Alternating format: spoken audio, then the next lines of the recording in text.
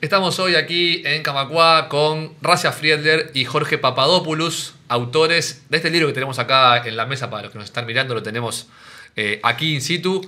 El libro se llama Maniquíes, un ensayo fotográfico que tiene fotografías que sacaron Racia y Jorge y que hace un par de años, en el 2023, estuvieron expuestas aquí en la Sala Camacuá y en todo AEU.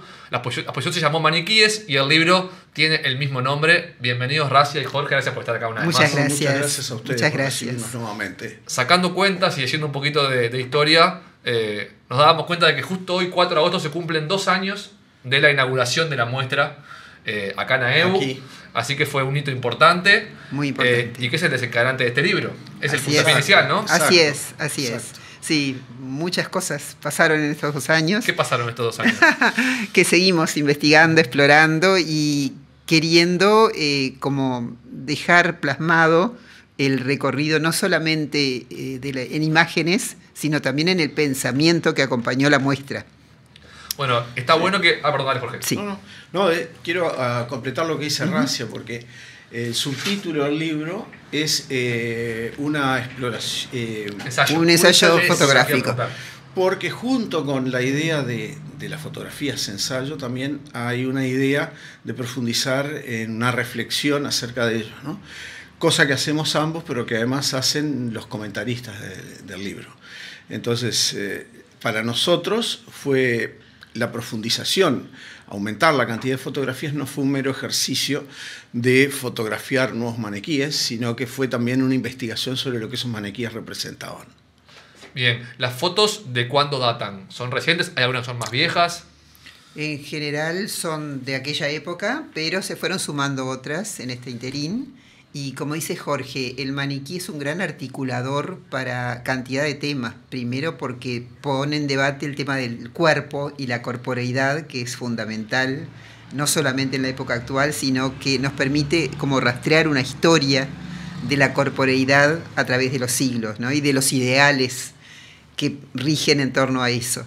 Y porque hoy en día, con toda la explosión de la era digital y toda la inteligencia artificial y los cyborgs, esos objetos, esos muñecos inanimados, nos remiten a otras reflexiones que tienen que ver con lo que estamos viviendo, esa profunda revolución que estamos atravesando y lo que viene.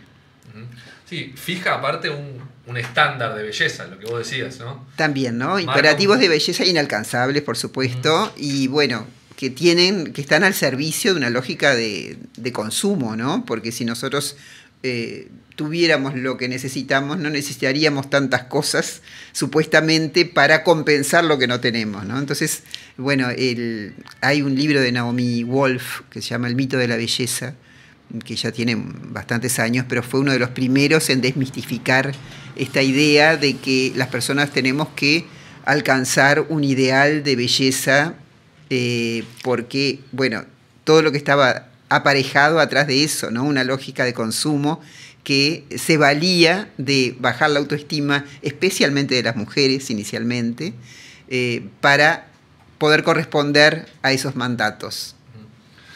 Vale. Sí, yo quería agregar, complementando lo que dice Racia, que además de los maniquíes en sí mismos representan exactamente lo que ella dice, ¿no? Es una objetivación del ser humano, crea al ser humano, trata de representar al ser humano en un muñeco que mantiene un ideal de belleza en el cual los individuos se proyectan, o los que los construyen tratan de que se proyectan, para fomentar el consumo generalmente de la vestimenta, aunque pueden ser de otras cosas.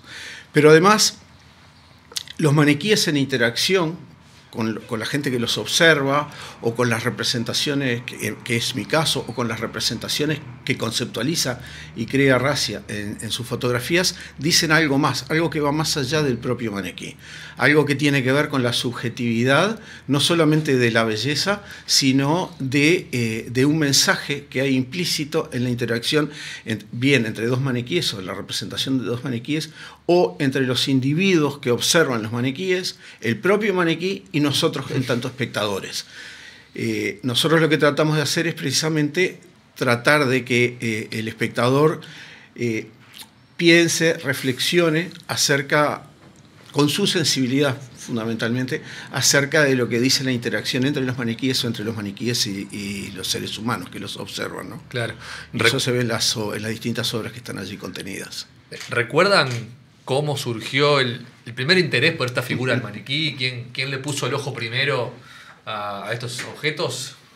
Bueno, hacía bastante tiempo que yo venía investigando estos objetos y siempre me llamaba la atención las expresiones lánguidas, como esa mirada extraviada, y también una sensación de extrañeza, porque estos muñecos articulados son del tamaño humano generalmente, y producen una cuestión de verse representado en ellos, pero al mismo tiempo como que no pertenecen a nada, como están, pero no están, ¿no?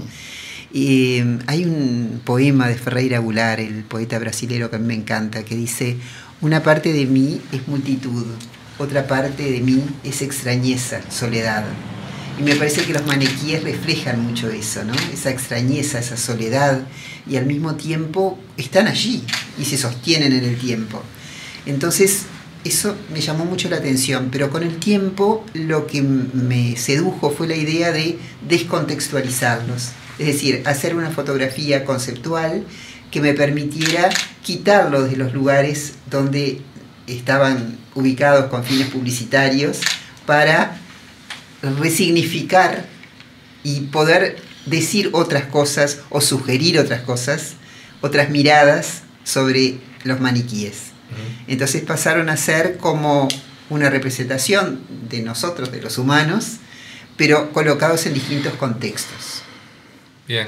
En mi caso fue un poco diferente.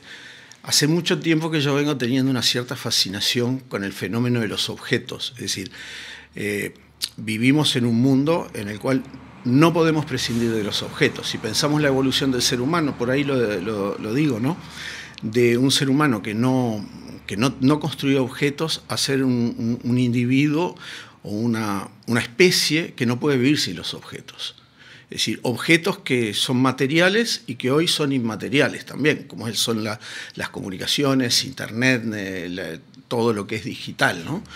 Entonces, yo comencé fotografiando el contraste que se da entre los objetos o la representación de los seres humanos en relación o en diálogo con las personas. Entonces hay mucha fotografía de calle que yo venía haciendo, contrastando carteles, figuras y también maniquíes.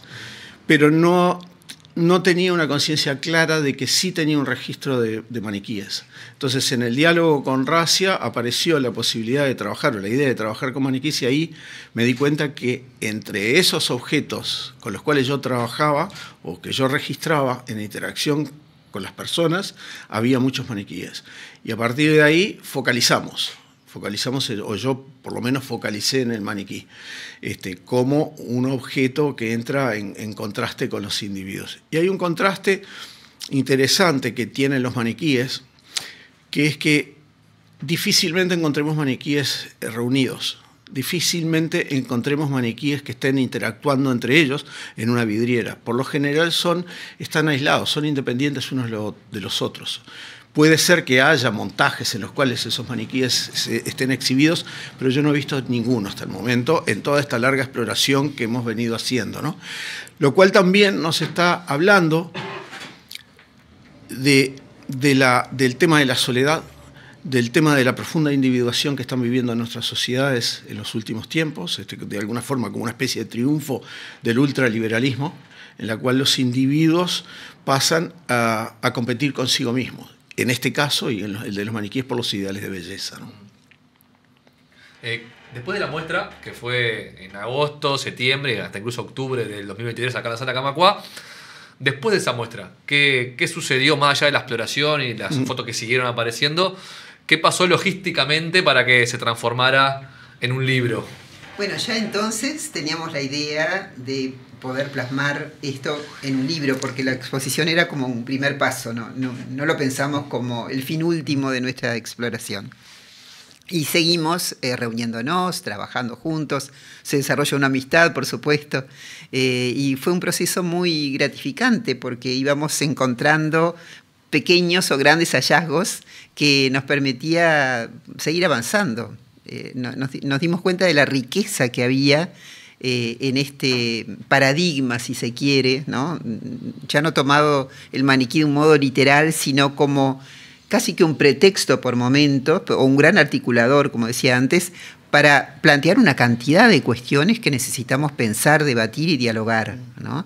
Y como decía justamente Jorge hace un ratito, todo el tema del lazo social tan debilitado en esta sociedad de pantallas, donde la desmaterialización de los cuerpos, estamos viviendo eso, cada vez los contactos son permeados a través de mediadores y los cuerpos no están allí, ¿no? Entonces, bueno, ¿qué pasa con nuestros cuerpos? Cada vez hay menos tolerancia para las características humanas, ¿no? Y cada vez hay más expectativas de un ideal de belleza que ejerce violencia sobre, ahora ya no solo sobre las mujeres, sino sobre todas las personas, pero además las personas se autoinfligen violencia para intentar aproximarse a esos ideales. Entonces, es algo muy fuerte, o sea, parecería un tema teórico, pero en realidad atraviesa nuestras vidas de un modo visceral. El libro tiene el apoyo, al menos así lo muestra la tapa de eso, el Museo de Artes Visuales, la Dirección Nacional de Cultura. ¿Cómo articularon para poder llevarlo adelante y que se cristalizara? Bueno, a ver, lo primero es reconocer el proceso. Ya vuelvo un poco a tu pregunta y voy a la primera pregunta y voy a la segunda.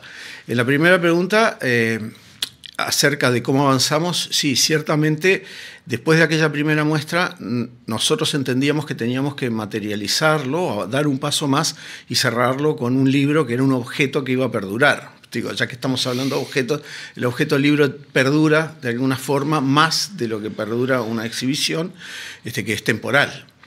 Entonces, teníamos la idea de dar ese cierre con el libro y finalmente lo hicimos.